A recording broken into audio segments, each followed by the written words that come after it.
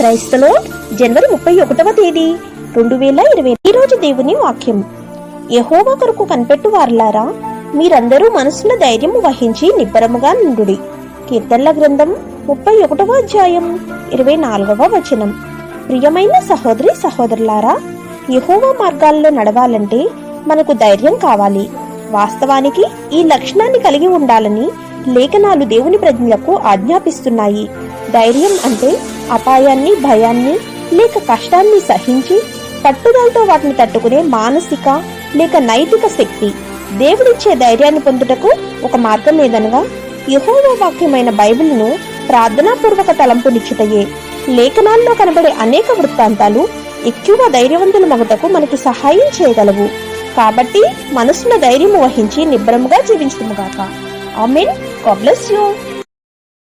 Download ShareChat.